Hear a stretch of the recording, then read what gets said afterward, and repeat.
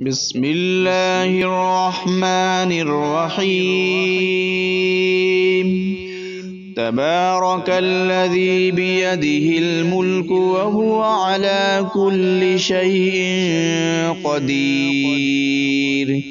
الذي خلق الموت والحياة ليبلوكم أيكم أحسن عملا وهو العزيز الغفور.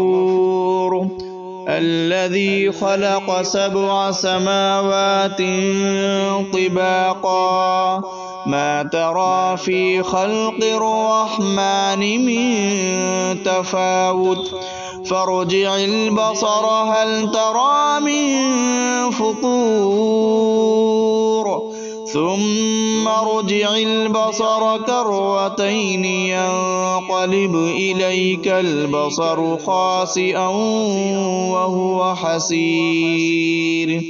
ولقد زينا السماء الدنيا بمصابيح وجعلناها رجوما للشياطين وأعتدنا لهم عذاب السعير. وللذين كفروا بربهم عذاب جهنم وبئس المصير. إذا ألقوا فيها سمعوا لها شهيقا وهي تفور تكاد تميز من الغيظ كلما ألقي فيها فوج سألهم خزنتها ألم يأتكم نذير قالوا بلى قد جاءنا نذير فكذبنا وقلنا ما نزل الله من شيء إن أنتم إلا في ضلال كبير.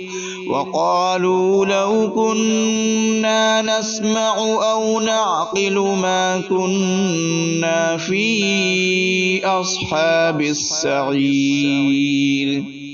فاعترفوا بذنبهم فسحقا لأصحاب السعير. إن الذين يخشون ربهم بالغيب لهم مغفرة وأجر كبير.